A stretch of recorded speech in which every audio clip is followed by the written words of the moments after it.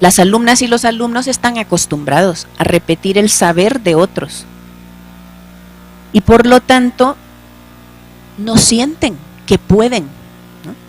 Se preguntan, ¿qué habrá detrás de que me esté preguntando mi opinión? ¿No? ¿Me estaré engañando? Y a tomar en cuenta eso para la calificación. Y como se supone que no nos podemos equivocar, pues mejor guardamos silencio, ¿no? Sin embargo, si como docentes logramos transmitir que en verdad estamos interesados en sus opiniones, poco a poco las irán expresando.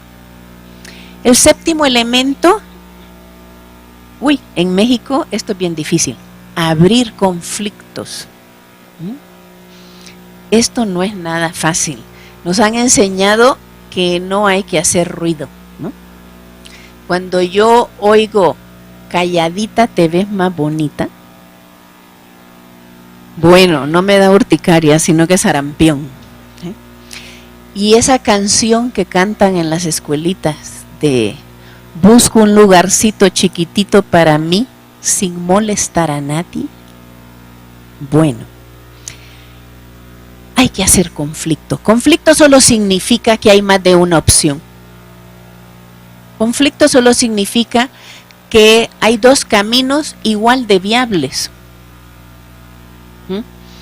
Pero esto no es nada fácil, y menos cuando las alumnas y los alumnos consideran que no pueden expresar su desacuerdo o inconformidad. Poner sobre la mesa lo que está sucediendo es muy arriesgado, ya que no se sabe lo que va a suceder. Sin embargo, cuando se hace, también descansamos todos y todas, ¿no? Hay un alivio. Al fin alguien está hablando de lo que está pasando. Y ya no tenemos que intentar ocultarlo, o ya no tenemos que creer que yo tengo que encontrar la solución para todo, sino que podemos dialogar sobre lo que está pasando e intentar generar una solución colectiva. El octavo elemento es decir la verdad. Decir la verdad se refiere a señalar lo que no funciona, lo que falta, los errores, pero no con el afán de humillar o de criticar, sino con el afán de crear las condiciones necesarias para mejorar y cuidando que sea recibido de esa manera. Porque a veces decimos, no, pues yo no tenía esa intención, pero yo soy responsable de cómo lo planteo. Esto es muy difícil cuando se viene de una educación y de una ciencia en que se vea los errores no como oportunidades de cambio y de aprendizaje, sino como símbolos de fracaso. Por lo tanto, estos 8 elementos nos invitan a desacomodarnos, ¿no? Cosa que no es fácil. Todos queremos ya acomodarnos y no tener que movernos, ¿no? Pensar que ya lo tenemos todo solucionado. En un estudio realizado en 17 países europeos por una comisión que quería identificar cuáles son las estrategias centrales para la profesionalización en la infancia, en la educación infantil, entendieron que la columna vertebral de esa profesionalización es la reflexión. E identificaron estas estrategias educativas para promoverla. Solo las voy a mencionar porque después voy a hablar en detalle de la mayoría de ellas.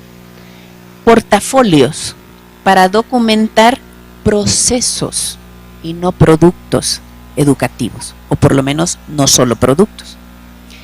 Diarios de reflexión, donde se puedan compartir las reflexiones entre las personas.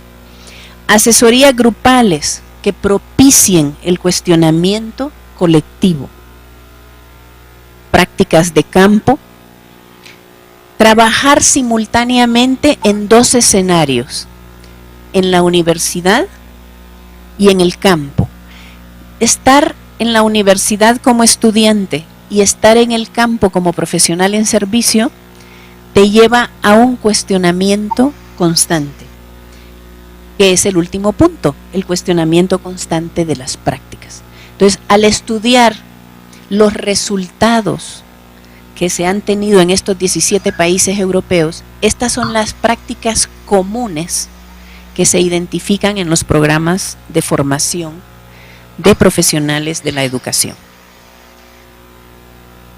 Para terminar,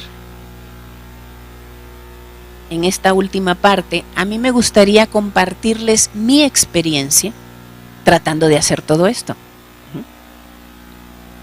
Esta la he llevado a cabo en la formación in situ con mis alumnos y mis alumnas del posgrado en psicología educativa.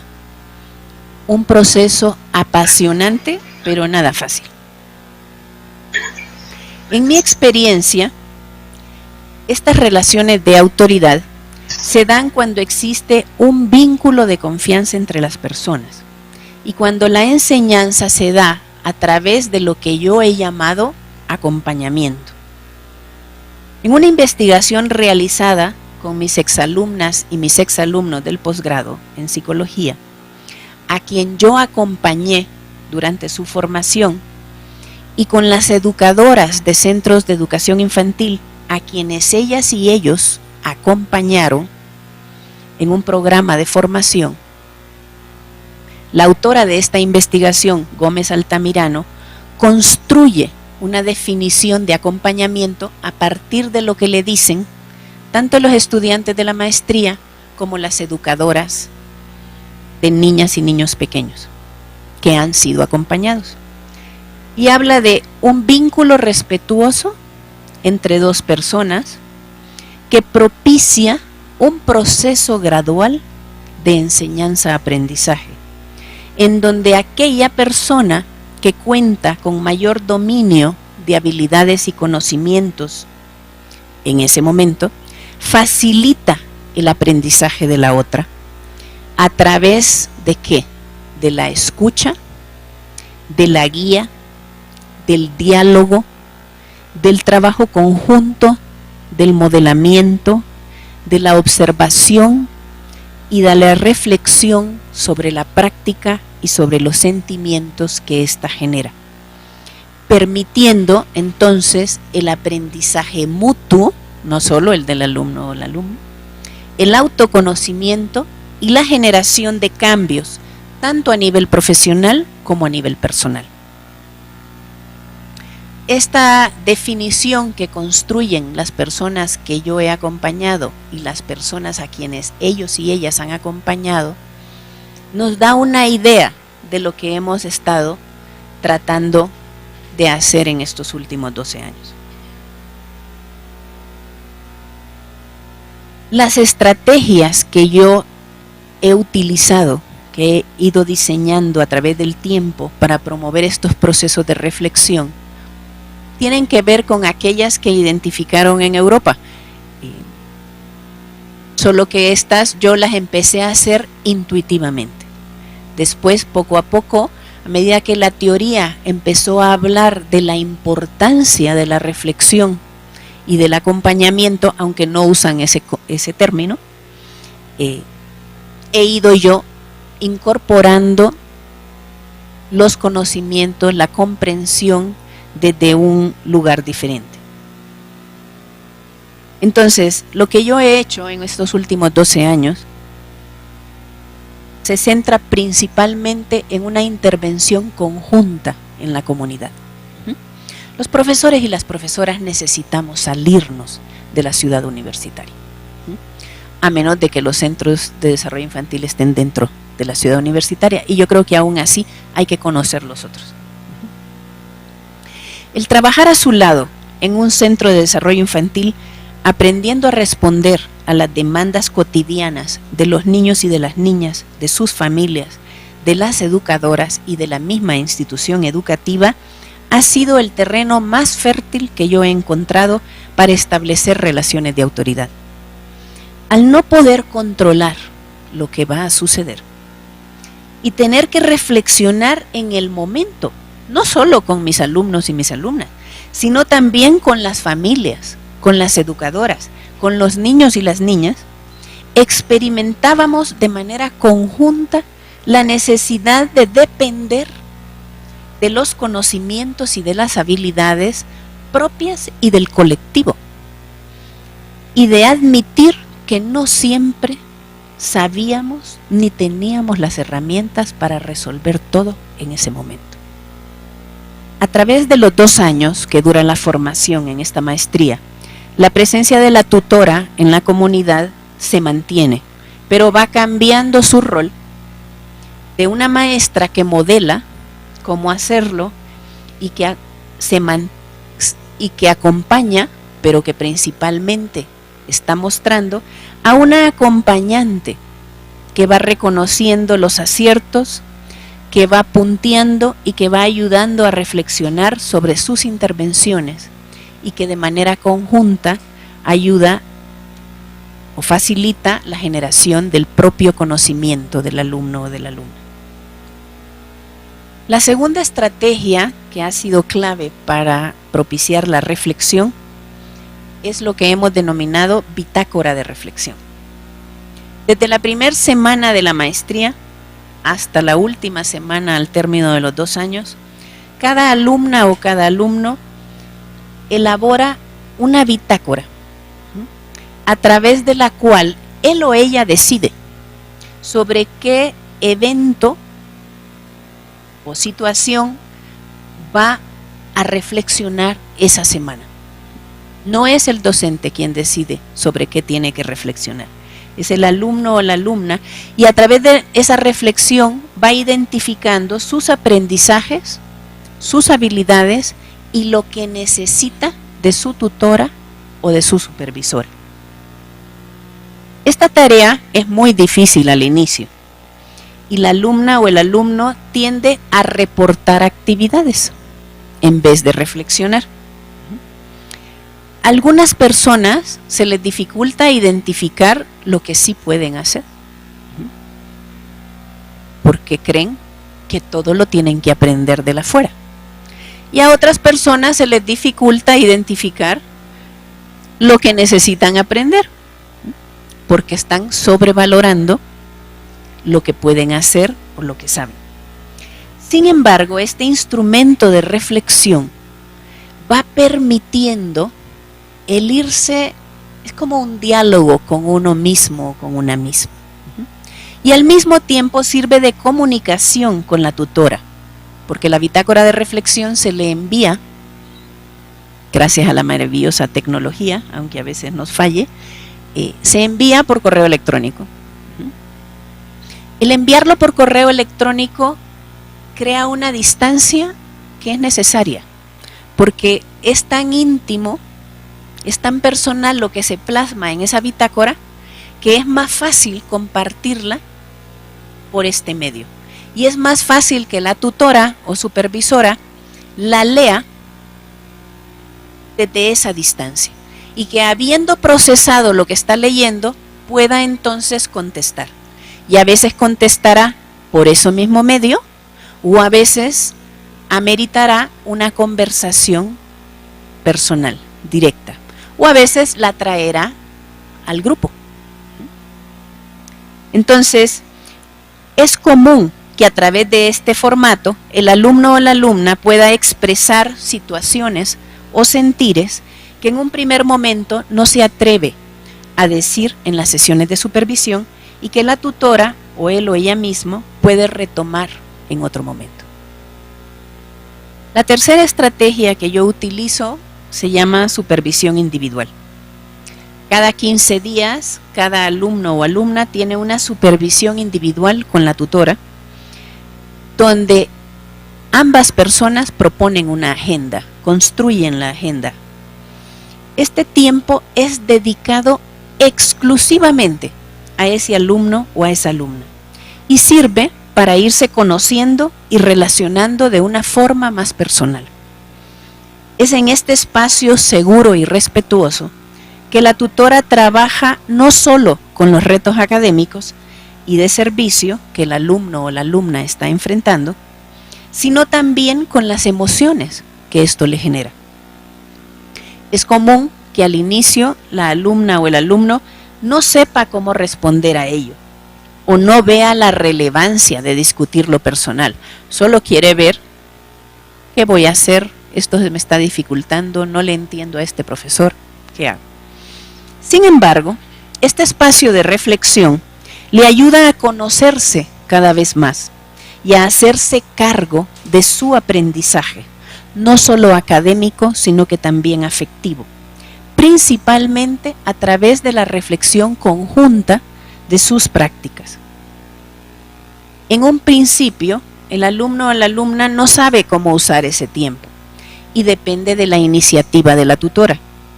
Es común que si el alumno o la alumna no puede identificar un problema y se siente sobrecargado con todo lo que tiene que hacer en su trabajo, no considere muy útil esa supervisión, ¿no?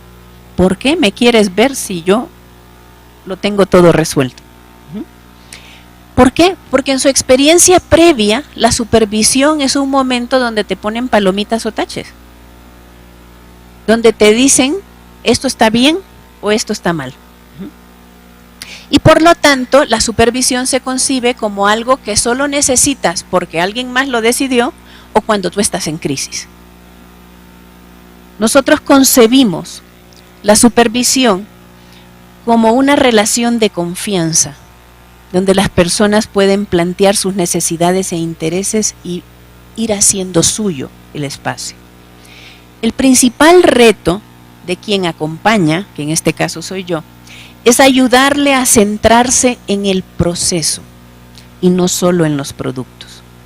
Propiciar que recuerde los detalles, que toque las emociones y facilitar que reflexione al respecto para que pueda entonces construir nuevos significados. La cuarta estrategia es la supervisión grupal. Así como nos vemos de manera individual, también nos vemos grupalmente. En comunidad, la tutora está presente 2 veces por semana. Al término de las actividades, en esos 2 días, se reúne todo el equipo. En este espacio, cada alumna o cada alumno relata lo más importante que haya sucedido esa mañana, comparte logros, dificultades y preguntas no solo con la tutora, sino también con sus compañeros y compañeras. Al inicio, el alumno o la alumna se dirige exclusivamente a la maestra, pero poco a poco va reconociendo la autoridad de sus compañeros y de sus compañeras y busca su opinión y su apoyo. De esta forma, cada persona puede tener la autoridad y al mismo tiempo el equipo se va dando cuenta de su autoridad como colectivo. En este espacio se reflexiona en voz alta. Yo también digo, estoy pensando en voz alta, ¿no? Para que sepan que puede ser que hayan cosas interesantes o puede ser que sencillamente es algo que se me ocurrió en ese momento, ¿no? Entonces reflexionamos en voz alta, lo que permite la construcción del conocimiento colectivo. Esto tampoco es fácil y generalmente se presenta hasta el 2.º año de la formación. No todas las alumnas y los alumnos logran generar ese conocimiento compartido. Algunas y algunos siguen necesitando centrarse solamente en sí mismos y en lo que el profesor o la profesora le puede dar o le necesita dar a él o a ella. Sin embargo, la mayoría de las y los participantes sí lo logran. El rol de la tutora o de la supervisora en ese espacio es efectivamente tener un liderazgo que vaya propiciando el que nos escuchemos todos y todas de diferentes maneras. El 5.º elemento son los seminarios teóricos. Durante el primer año, los contenidos del seminario los escoge la tutora, profesora, pero siempre considerando lo que se está trabajando en campo. Los trabajos y las lecturas asignadas tienen una relación directa con los retos y las habilidades que se estén adquiriendo o dominando en el escenario de las prácticas. y siempre se da un espacio para las preguntas y reflexiones al respecto. Aunque es un proceso circular, generalmente en ese primer año trabajamos de la teoría a la práctica. En el segundo año, sin embargo, los temas se escogen de acuerdo a los intereses de las alumnas y de los alumnos y de sus proyectos de titulación individuales. También a partir de las problemáticas que están surgiendo en el escenario. En este segundo año, las alumnas y los alumnos se van adueñando del espacio y van construyendo conocimientos a partir de la reflexión de sus experiencias y de confrontar lo vivido con la teoría. Es decir, aquí el proceso de aprendizaje se revierte, lo inicia la práctica y se buscan respuestas en la teoría. Por último, pero no menos importante, está la estrategia de autoevaluación. Se busca que desde un inicio el alumno o la alumna pueda evaluarse a sí mismo, identificando sus fortalezas y sus áreas de oportunidad. Yo he diseñado un instrumento donde el alumno o la alumna va no solo evaluando qué tanto sabe o qué tanto sabe hacer algo, sino qué tanto va pudiendo compartírselo, enseñárselo o facilitándoselo a alguien más. Porque se supone que un grado de maestro o de maestra implica que tú se lo sabes enseñar a alguien más. Eso es lo que quiere decir ser maestro o maestra, aunque a veces se nos olvide, ¿no? Entonces queremos que pueda evaluarse desde un inicio, y de nuevo, pues no es fácil, porque tradicionalmente estamos acostumbrados a que nos evalúe alguien más y a aceptar la calificación, que a veces también nos confundimos, ¿verdad? Y creemos que calificación es sinónimo de evaluación. Aquí queremos que independientemente de los programas curriculares, independientemente de que efectivamente en un contexto académico de una institución de educación superior hay que poner una calificación, el alumno o la alumna se pueda valorar a sí mismo o a sí misma y pueda entonces decidir qué es lo que quiero aprender, hacia dónde voy y cómo necesito que tú, tutora, profesora, supervisora o supervisor, me guíes en ello. La investigación de Gómez Altamirano resalta que todas las personas que fueron acompañadas a través de estas estrategias se consideran a sí mismas profesionales reflexivos y más del 70% de ellas y de ellos se sienten capaces de facilitar la reflexión en otras personas. Para concluir, entonces, ya que me he pasado hablando de estas cosas maravillosas, pero que es tan difícil hacerlas, tener una práctica reflexiva es una tarea de vida que permite cambiar nuestra visión del mundo, nuestra relación con el saber y nuestro rol como facilitadores o facilitadoras del aprendizaje de otras personas. Se comprende entonces que educar no se trata de transmitir conocimientos, sino de ver cada experiencia como una oportunidad de aprendizaje y de cuestionamiento. De concebir la enseñanza como un proceso dual, en el que hay que involucrarse con las ideas, con los sentimientos y con las acciones. Y que para lograrlo hay que hacer de la reflexión un hábito y comprender que es en relación con el otro o con la otra que se crea el conocimiento. Muchas gracias.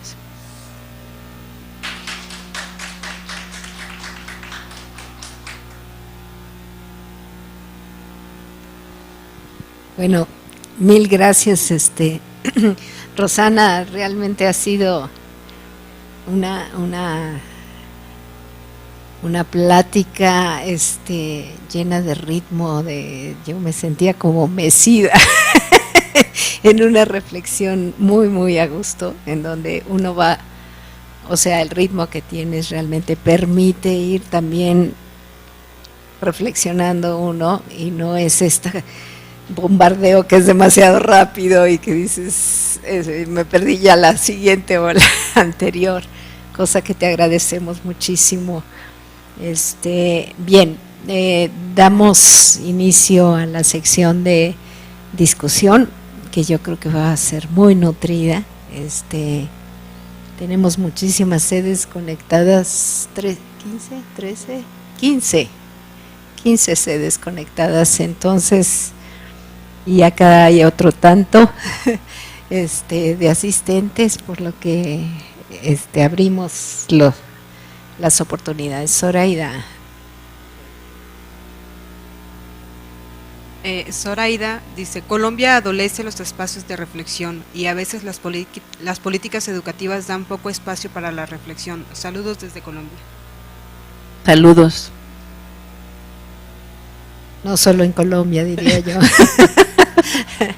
Y sobre todo en estos espacios y donde el tiempo siempre está la velocidad como un criterio, no sé, de eficiencia, Claro. Y aquí es un poco este cambio al cocinar lento, ¿no? Yo creo. Claro.